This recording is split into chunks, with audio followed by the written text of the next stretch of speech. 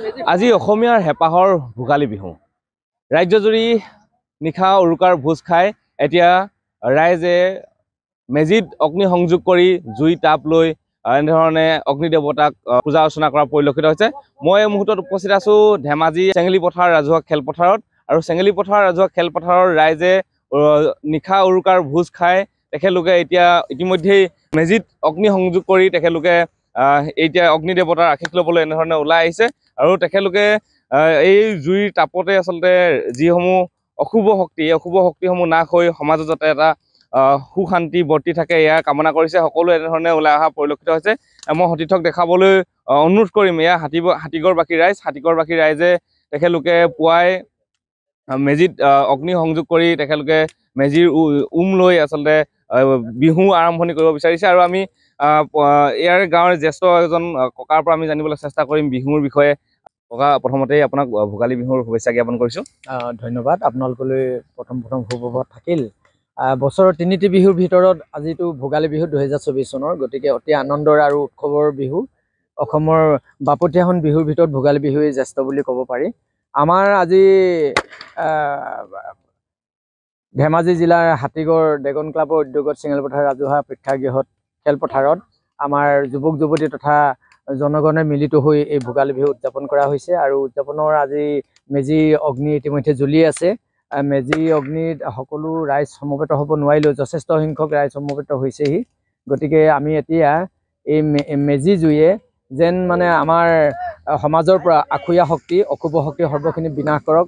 যেনেকৈ মেজি জুয়ে মানে আমাক উত্তাপ দিছে তাপ দিছে, ঠিক তেনেকৈ আমাৰ সমাজখনক জানে অশুভ শক্তিমূল মেজি জুয়ে আজিৰ পৰা নাশ কৰক আৰু সমাজখনৰ সকলো ক্ষেত্ৰতে যাতে আমি শান্তি শৃংখলাবদ্ধভাৱে আগবাঢ়ি যাব পাৰোঁ তাৰ বাবে মেজি জুইৰ ওচৰত আমি অগ্নি দেৱতাৰ ওচৰত আমি প্ৰাৰ্থনা জনাইছোঁ। আৰু দ্বিতীয়তে মেজি জ্বলোৱাই নহয়, মেজি অগ্নিমুখ আমি নিজ মানে চকুৰে দেখা পাইছোঁ, তাত অগ্নি দাহ কৰা হৈছে। প্ৰকৃততে এইটো এটা আপোনাৰ ভীষ্মৰ হৰসজ্যাহে বুলি ক'ব পাৰি।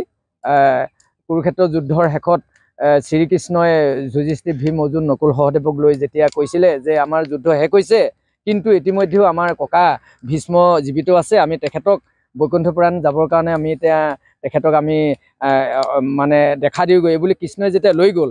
কৃষ্ণই লৈ যোৱাৰ পাছত মানে ভীষ্মই কৃষ্ণক দেখা পায় যেতিয়া প্ৰাণত্যাগ কৰিল, তেতিয়া প্ৰাণত্যাগ কৰাৰ পাছত কৃষ্ণই কৈছিল, হেৰা ভীষ্ম, মোৰ মানে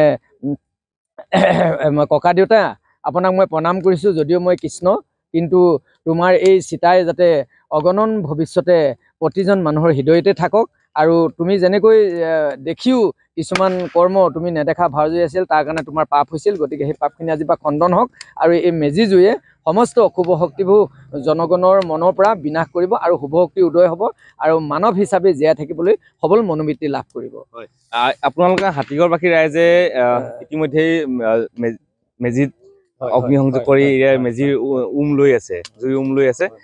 তাৰপিছতে আপোনালোকৰ পৰম্পৰাগতভাৱে কি আপোনালোকৰ আয়োজন কৰিছে? আৰু পৰম্পৰাগতভাৱে আমাৰ মানে সংস্কৃতিৰ বাপতীয়াহন বিহুৰ মানে জা জলপান আৰু মেজিত ইতিমধ্যে আমি পূৰ্ব পৰম্পৰা অনুসৰি তাত আলু, কৰাই, তিল আৰু এইবিলাক আমি অন্যান্য দ্ৰব্য মানে মেজিক দিয়া হৈছে, অগ্নি দেৱতাক অৰ্পণ কৰা হৈছে আৰু নানানখিনি খেল ধেমালি অনুষ্ঠান হ'ব আৰু নানানখিনি সংগীত বাদ্য হ'ব। সন্ধ্যালৈ মানে হেঁপাহৰে নিশা বৃহৎভাৱে আয়োজন কৰা হৈছে। ধন্যবাদ জনাইছোঁ। আমি এয়া গাঁৱৰ এজন জ্যেষ্ঠ ব্যক্তি, তেখেতে মেজিৰ বিশেষত্ব কথা ক'লে। ভোগালীৰ আজি হেঁপাহৰ অসমীয়া ভোগালী বিহুক লৈ এনেধৰণে এতিয়া আজি হাতীগড়বাসী ৰাইজে উৎসাহ উদ্দীপনা দেখা পোৱা গৈছে ৰাইজসকলৰ মাজত। এয়াও আপোনালোকে দেখিবলৈ পাইছে। আমি বাইদেউক ভোগালী বিহুৰ শুভেচ্ছা জ্ঞাপন কৰিলোঁ। বাইদেউ, ভোগালী বিহুৰ প্ৰস্তুতি কেনেকুৱা? খুব ভালে। ঘৰত কি যোগাৰ কৰিছে ভোগালী বিহুক লৈ? ভোগালী বিহুক লৈ তিল পিঠা বনাইছোঁ, লাড়ু বনাইছোঁ আৰু মালপোৰা বনাইছোঁ, তাৰপিছত সাজ বনাইছোঁ। হয়, সাজো বনাইছোঁ। হয়, সাজো বনাইছোঁ। এয়া আচলতে এনেধৰণে হাতীগড়বাসী ৰাইজেও ওলাই আহি মেজি লৈ মাঘৰ বিহুৰ আজি ভোগালী বিহুৰ যি উৎসাহ, এই উৎসাহ তেখেতলোকে উদযাপন কৰা পৰিলক্ষিত হৈছে।